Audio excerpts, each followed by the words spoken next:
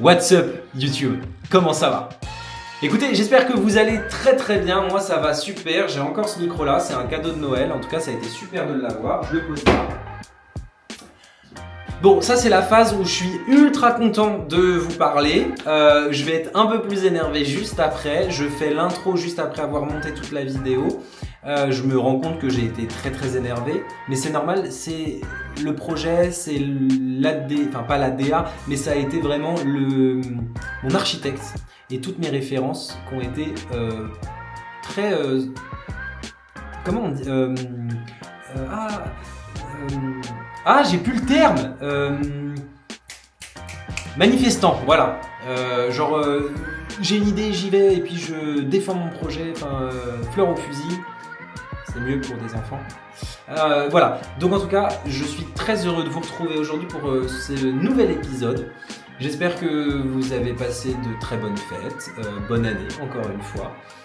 Aujourd'hui, on est le 23 janvier, donc autant vous dire que le début d'année a commencé depuis longtemps. Vous le savez comme d'habitude, ça par contre c'est quelque chose qui ne changera pas dans cette nouvelle DA où je suis beaucoup plus direct, beaucoup plus rapide dans ma façon de parler. En fait, je suis totalement normal parce que j'en ai marre de me cacher derrière cette caméra avoir un peu peur de vous. J'écris toujours pas mes vidéos, voilà, je dis beaucoup j'essaie de les couper au maximum. On s'en fout, David, avance. Ok, ça marche, gars, j'y vais, c'est bon, tranquille. Waouh. Il est 22h30 au moment où je tourne cette vidéo, nous sommes le 23 janvier, je suis extrêmement fatigué. Vous êtes prêts pour l'intro? C'est parti. Hop, bam, je sais pas où aller, à gauche, à droite, est-ce que je vais faire le montage? Je sais pas, mais en tout cas, hop là, je vous l'envoie.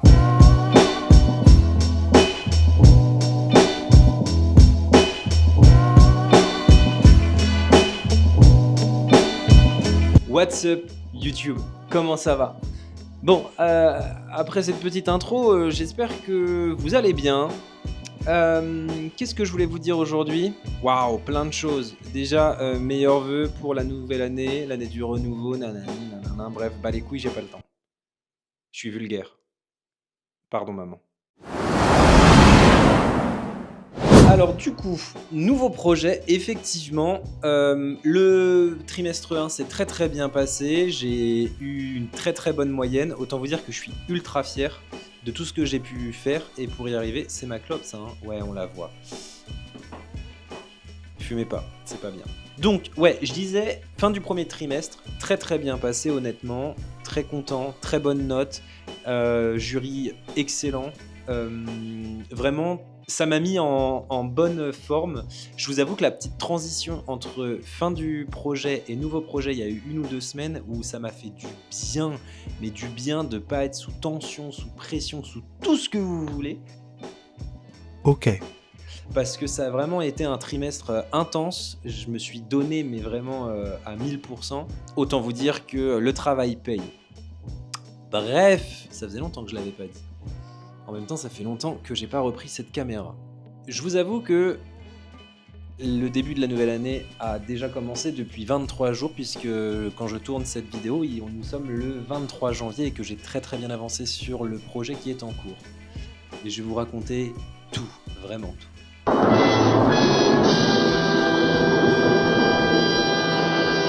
Parce qu'en effet, ce projet-là, il m'a pris la tête de A à Z. C'est-à-dire que là, on est vendredi 23 janvier, comme je le disais il y a vraiment 10 secondes, que j'ai un nouveau prof de techno qui m'a gentiment dit que mon plan, ça n'allait pas, alors qu'il a été validé, ça fait déjà 2-3 semaines qu'il est validé, et que j'avais mon rendu esquisse, ce dont on va parler aujourd'hui, en tout cas tout au long de cette vidéo, de ce premier épisode saison 2, on peut dire ça comme ça, sur le nouveau projet. Et là, vous vous dites, David, ça fait déjà 3 fois que tu parles du nouveau projet, mais tu nous l'as pas pondu, donc arrête de faire des phrases à rallonge, je t'ai gentil. Effectivement, j'ai pas le temps. 2026, j'ai pas le temps, d'accord? Je vais être pédagogue, je vais être gentil, mais on va essayer de dynamiser tout ça, parce que les vidéos de 23 minutes, moi, je passe 4 heures à faire du montage derrière, j'ai pas le temps, d'accord? Je m'énerve tout seul. Pardon. Bref, le projet en question, c'est la réalisation d'une micro-crèche pour 10 enfants de 3 mois à 3 ans. Le but étant que je dois relier ces 6 conteneurs. Ah oui, pardon, je vous ai pas dit. Il y a 6 conteneurs, d'accord? des 6 conteneurs de, comment ils appellent ça, 40 pieds feu. En gros, c'est du 12 mètres, un peu plus de 12 mètres sur un peu plus de 2 mètres et demi de large. Autant vous dire que c'est une tannée, parce que je dois faire pas une pièce, pas 2 pièces, 9 pièces. Avec des tailles standards, hein, des tailles, des dimensions, des mètres carrés donnés. Autant vous dire que ça a été un casse-tête, mais ça on y reviendra un peu plus tard. Bref, du coup, micro-crèche, 6 conteneurs, 9 pièces, et pour être encore mieux, il faut que je suive le style d'un architecte. Alors c'est génial, honnêtement. Là je le dis en mode je suis vénère et tout, ça a été super. J'aime bien quand c'est un peu prise de tête parce que ça me fait cogiter et je suis à fond dans le projet. Mon architecte est mort. Comme beaucoup dans ma classe en soi, il y en a très peu qui sont encore en vie. Mais mon architecte, c'est un putain d'architecte, honnêtement, j'ai adoré. Et c'est pour ça que je suis un petit peu énervé et je vais vous dire pourquoi. Mon architecte, c'est Ricardo Bofill. Ricardo Bofill, pour vous faire rapidement sa biographie, c'est quelqu'un qui était dans le postmodernisme, dans le courant et le style architectural. Et c'était quelqu'un qui était très très engagé, très social. J'ai envie de revendiquer plein de trucs là. Autant vous dire qu'il y a des choses que je revendiquais pas avant, je suis à 2 doigts de le faire. J'avais tellement de trucs à voir sur ce projet, donc faire une étude, une recherche préliminaire sur Ricardo Bofill, sur ses œuvres, ainsi que sur les normes et réglementations des structures recevant du public. Et là, vous allez me dire, oui mais David, t'as été animateur. Oui. J'ai les normes, j'ai les règles, il n'y a pas de problème, j'ai une vision là-dessus. Et il y a des normes que j'avais complètement oubliées, et autant vous dire que c'est un truc hardcore. Donc j'ai eu tout un travail préliminaire là-dessus qui m'a pris énormément de temps. Autant vous dire que c'est un projet qui m'a pas plu du tout dès le début, et je commence un peu à l'aimer. Et au final, il faut que je revoie mon plan. Donc c'est pas ouf. Bref, le mieux, c'est que je vous explique tout en détail et on va être assez rapide là-dessus puisque je vais tout vous montrer. En fait, j'ai déjà rendu avant-hier mon dossier esquisse, j'ai passé mon oral. Demain, normalement, ou en tout cas la semaine prochaine, j'aurai la note. Je vous le mettrai en tout petit, du moins j'essaierai de m'en souvenir. Il faut que je vous dise que j'ai eu la note. Voilà. On commence, je vous redétaille tout ça et c'est parti.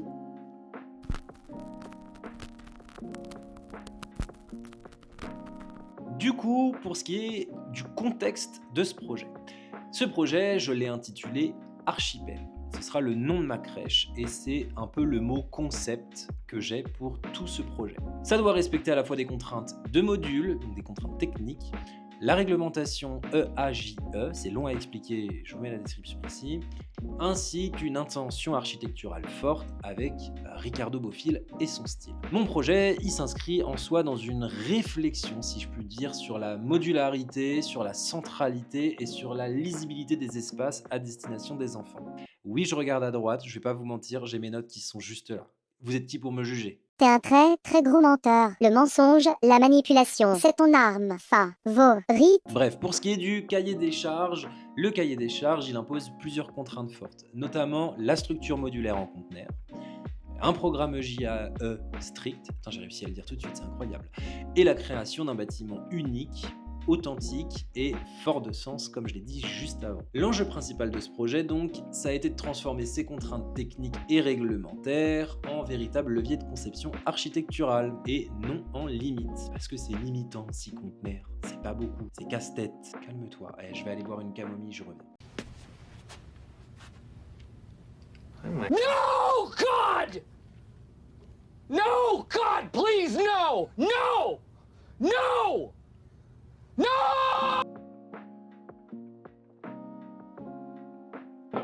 Ça va mieux, c'était de l'eau mais ça va mieux. Les recherches préliminaires. Bon, le projet il s'appuie sur 3 axes. 3, comme ça. Vous voyez 3 là ? Super, c'est génial. Top, vous êtes là et c'est cool. Donc d'abord les caractéristiques physiques du conteneur maritime avec sa trame rigide, ses dimensions et ses contraintes. C'est répétitif ce que je dis mais c'est réel. Il faut bien que vous compreniez que ça c'est ultra important dans toute la démarche qu'il y a derrière. Si je n'ai pas connaissance de tout ça, en fait tout mon projet ça devient juste de la conception imaginaire, et moi je voulais pas ça. Je suis vraiment buté dans mon truc. C'est-à-dire que... J'ai un message. C'est ma mère. Ça, je le garde au montage. Elle est importante, ma mère. Maman, si tu passes par là, je t'aime. Merci. Merci de m'avoir acheté cette imprimante 3D aussi, maman. Vraiment, je te l'ai dit en vrai, mais je te le dis en vidéo aussi, puisque l'imprimante 3D, c'est trop bien. Et qu'on va en refaire plein. Voilà. Merci, maman. Bref. Du coup, je vous disais, les réglementations aussi liées à la petite enfance, notamment avec les termes de sécurité, de lisibilité et de surveillance. C'est ultra important et c'est vraiment le cœur du projet, ça aussi. Et enfin, il fallait que je comprenne la culture architecturale de l'artiste, enfin de l'architecte qui m'était attribué, ça c'est ce que j'ai fait, qui lui a fondé son architecture, Ricardo Bofill, sur la géométrie, la centralité et puis la composition modulaire. Donc ça, ce seront mes 3 axes architecturaux qui vont suivre tout le long du projet. Ces recherches, du coup, elles m'ont permis d'orienter et de poser un cadre clair avant toute proposition formelle. Donc c'est là où j'en suis actuellement à l'heure où je vous parle. Là, je vous fais un reliquat de ce qui s'est passé avant. Vous comprenez le truc? C'est top. Pour ce qui est des références croisées maintenant, eh bien moi j'ai pris plusieurs références pour mener à bien mon projet et la phase conception, donc la phase esquisse. Donc mes références, elles se sont mobilisées autour de 3 thèmes.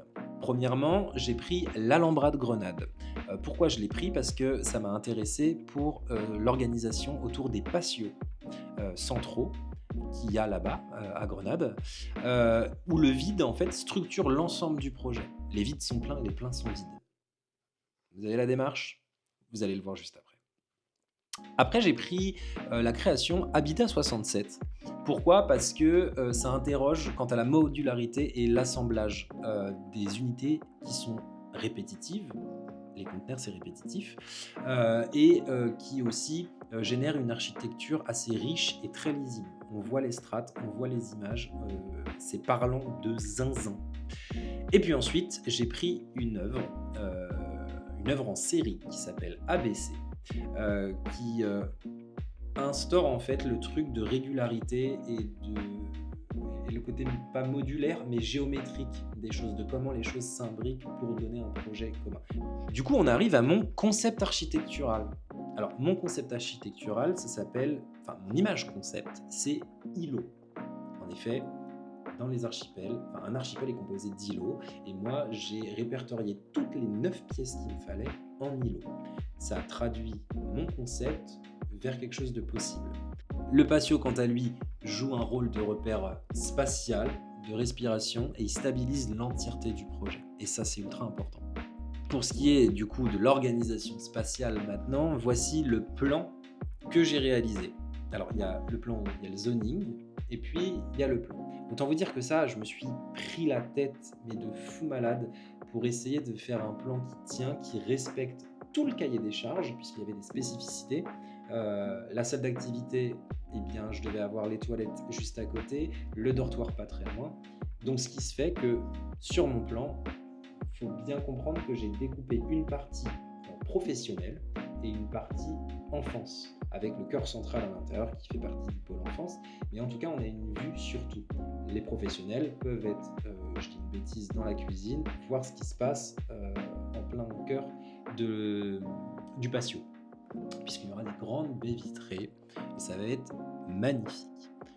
Tout ça pour vous dire que j'en suis là. Il y a eu beaucoup de croquis que je vais vous montrer tout de suite.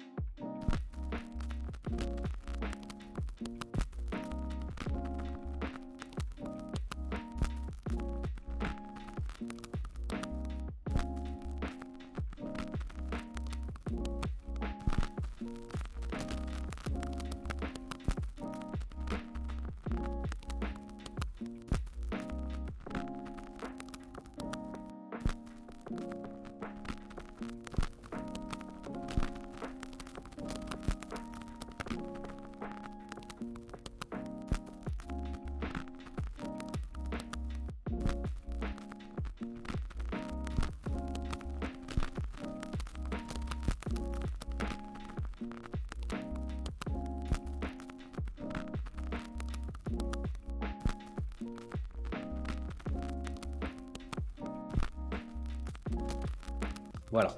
Vous avez vu les croquis, donc il y a un travail de recherche de fou malade là-dessus. Honnêtement, c'est quelque chose d'assez compliqué à mettre en place, mais ça se fait. Le plus long, en fait, ça a été de s'approprier le projet. Honnêtement, parce que dépendre d'un architecte, à la fois c'est bien, mais moi, mon architecte, il mettait des couleurs de malade.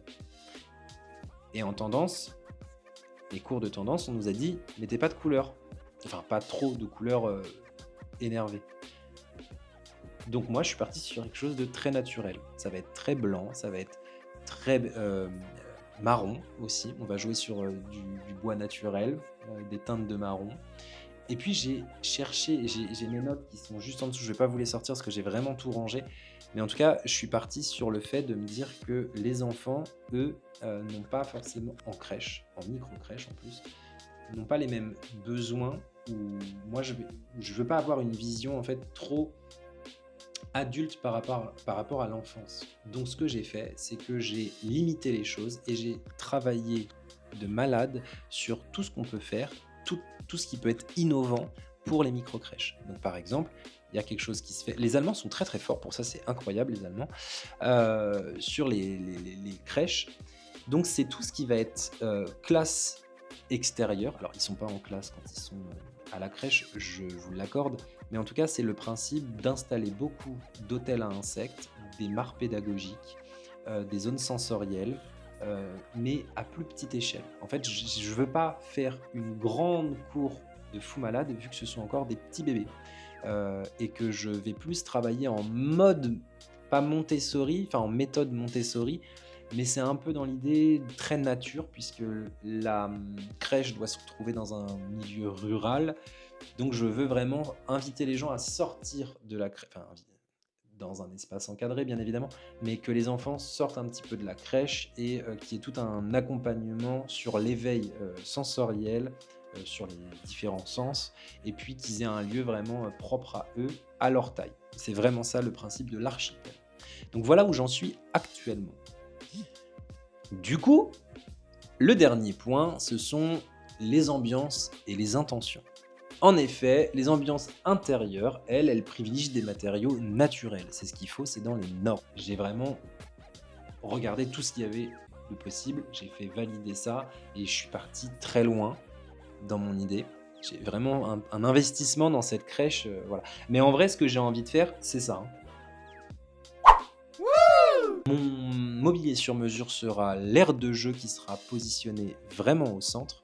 Et ça va être quelque chose de dingue. Je suis trop content d'avoir eu cette idée-là.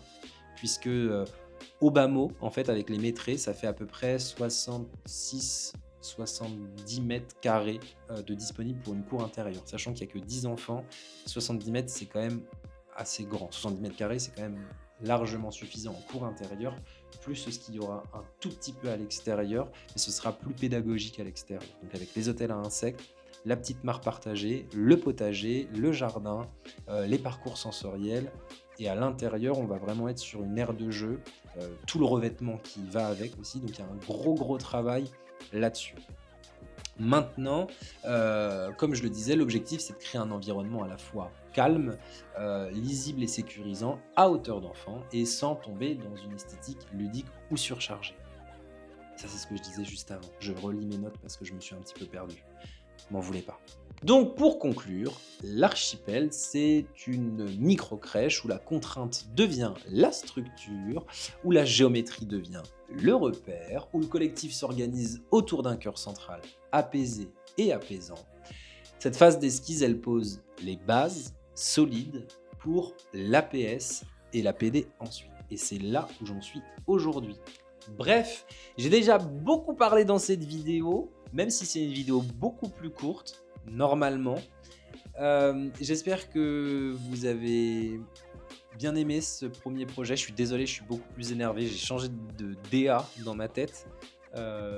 Voilà, il faut que je me calme, donc je vais aller manger. Je vous souhaite de passer un excellent moment. Je ne sais pas si vous êtes aux toilettes ou si vous êtes le soir, le matin, dans les transports à regarder cette vidéo-là. Merci en tout cas de suivre cette aventure. Merci pour les nombreux messages que je reçois, parce que j'en reçois de plus en plus, honnêtement. Ça évolue de vidéo en vidéo, mais merci de me suivre parce que ça me fait vraiment plaisir de vous partager ça. J'essaie de le faire du mieux que je peux. peut-être que je rentre pas assez dans les détails des fois, mais parce que je sais pas trop comment faire non plus. On va dire que chacun a sa façon de fonctionner. J'ai la mienne, peut-être que c'est pas la bonne. Je passe peut-être trop de temps à faire un petit truc. Et c'est le côté un peu perfectionniste. Voilà, merci pour tout. Je vous dis à très bientôt dans un nouvel épisode qui sera certainement beaucoup plus construit que celui-ci. On va dire que ça, c'est un peu l'intro du nouveau projet. En tout cas, je vous souhaite de passer une excellente journée à partir de ce principe-là. Je vous dis à très bientôt et ciao. Ah, au fait, qu'on le couvre d'or!